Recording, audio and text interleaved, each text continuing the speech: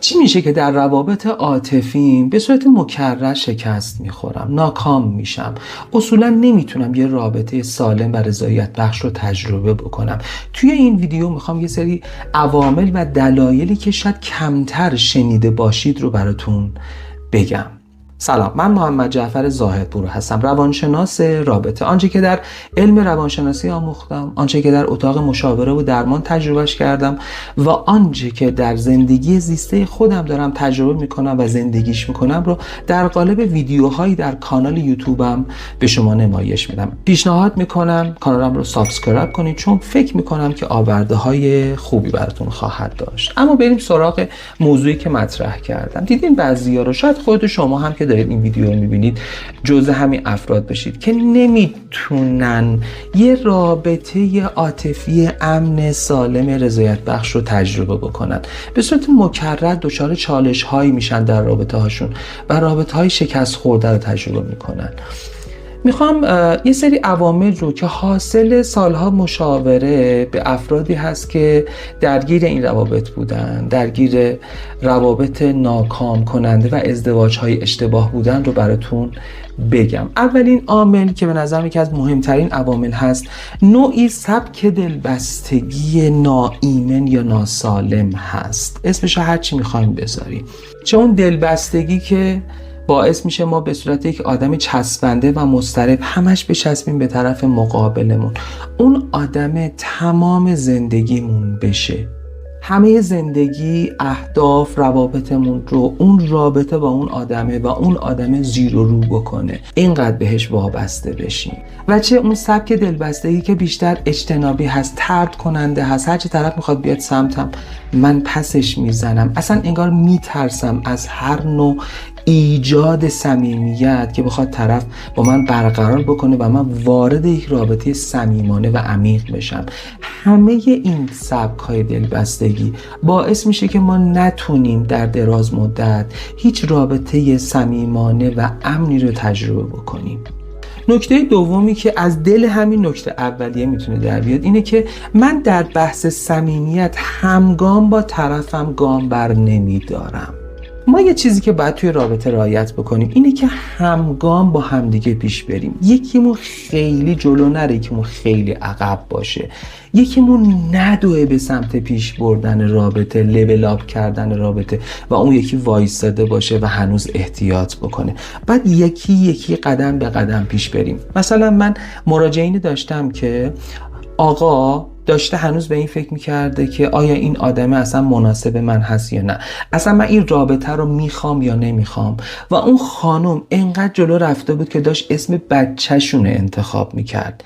این یک نمونه از این است که ما همگام با هم پیش نمیریم و این همگام پیش نرفتنه باعث میشه که آدم‌ها کلاپس بکنن، آدم‌ها تعجب بکنن، آدم‌ها زده بشن از ما و احساس ترس و نگرانی داشته باشن از اینکه خیلی زودتر از آنچه که هست طرف داره با من صمیمی میشه. از اون طرف اگر من آدمیم که همیشه سرعتم پایینه، هیچ وقت همگام با طرفم نمیخوام برم جلو، انقدر فسفس میکنم، انقدر معطل میکنم که طرف خسته میشه، در اون صورتم من ناکام میمونم و نمیتونم یک رابطه بادم‌ها و صمیمانه رو تجربه بکنم. نکته مهم سوم، همیشه روی خودم متمرکزم یا در بیشتر اوقات روی خودم و نیازهای خودم متمرکزم. اصلا نمیتونم از دریچه نگاه اون آدم، از عینک اون آدمه به قضایا نگاه بکنم.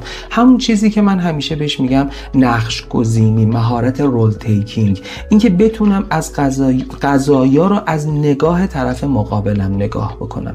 این باعث میشه که من هیچ وقت نتونم یک نگاه همدلانه، یک رفتار همدلانه، یک شنیدن همدلانه داشته باشم با طرف مقابلم و یکی از مهمترین ویژگی‌های لازم برای داشتن یک رابطه عاطفی رو از دست خواهم داد.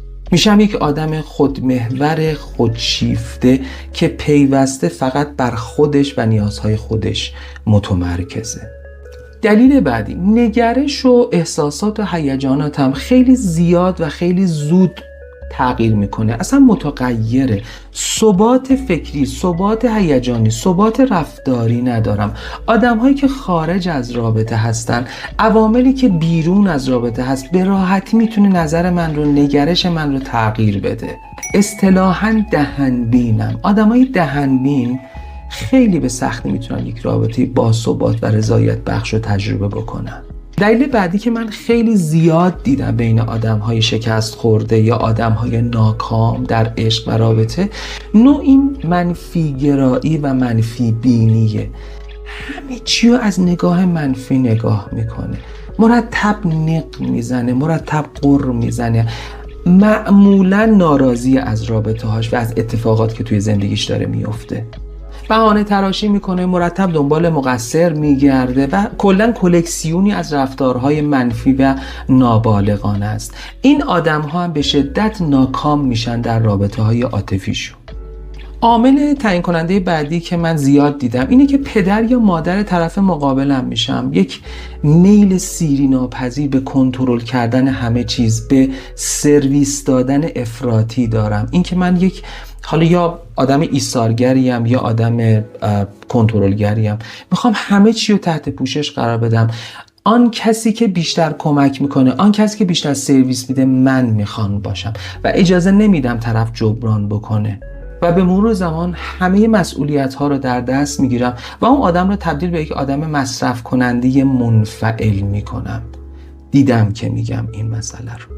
اما قبل از اینکه عامل بعدی رو بگم، ازتون میخوام تا اینجای کار اگر ویدیو به دردتون خورده، ویدیو رو همین الان لایک بکنید. این لایک کردن شما، این کامنت گذاشتن شما باعث میشه که این ویدیو به دست آدم‌های بسیار بیشتری برسه و حمایت هم از من بشه. و اگر کانال رو هنوز سابسکرایب نکردید، سریع برید سابسکرایب بکنید تا ویدیوهای بعدی من رو از دست ندید. بریم سراغ عامل بعدی. عامل بعدی اینه که من در بحث‌ها و گفتگوها به جای اینکه متمرکز بشم بر حل مسئله، فقط میخوام پیروز بشم یا فقط میخوام همه چیز آروم باشه.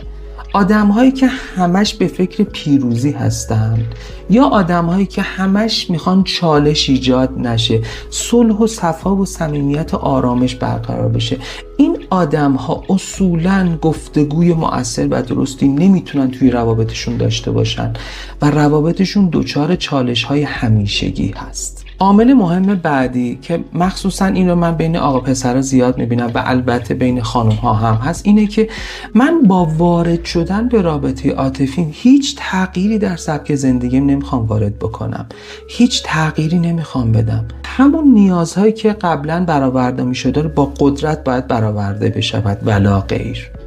نمیشه دیگه. ما این مفهومی داریم توی رابطه عاطفی به نام مسئولیت پذیری. ما به خاطر رابطمون باید قید یه سری چیزها رو بزنیم، باید مجبوریم یه سری نیازهامون رو کمتر بهش برسیم یا اصلا بهش نرسیم. این خیلی طبیعیه، هر پدیده توی زندگی همین جوره. من اگر بخوام این کانال یوتیوب رو در حقیقت راه اندازی بکنم و توش موفق باشم، نمیتونم دیگه همون سبک زندگی قبلیمو داشته باشم. من مجبورم که از یک سری تفریحاتم چشم ببندم برای اینکه بتونم به این داستان برسم. رابطم چیزی جز این نیست. ما وقتی وارد رابطه میشیم مجبوریم یه سری نیازهامون رو به تعویق بندازیم. من نکته بسیار مهم آخر که دوست دارم براتون بگم اینه که من یه سری زخم‌هایی از گذشتم دارم، حالا از منظر طرحواره درمانی یه سری طرحواره‌های ناسازگار دارم، یه سری مشکلاتی از قبل تو وجودم دارم، حتی اختلالات یا بیماری‌های روانشناختی دارم که بدون اینکه به اونها رسیدگی بکنم، اونها رو حل و فصلش بکنم، التیامش بدم، میخوام وارد رابطه بشم و انتظار دارم که یک رابطه سالم رو میتونم برقرار بکنم. یادتون باشه اگر ما زخم هامون رو التیام ندیم، باعث میشه که چه در مرحله انتخاب آدم مناسبی رو انتخاب نکنیم و چه در مرحله امتداد، حالا که با اون آدم وارد رابطه شدیم، نتونیم یک امتداد سالم، رضایت بخش و کارآمدی رو داشته باشیم. پس بنابراین به نظر من یکی از مهمترین عواملی که باعث میشه ما شکست‌های مکرر رو توی رابطه هامون تجربه بکنیم همون عوامل درونی، مشکلات روانشناختی درون ما هست که باعث میشه یک سری الگوهای بیمارگونه و اشتباه و ناکارآمد رو تکرار بکنیم. خیلی مخلصم.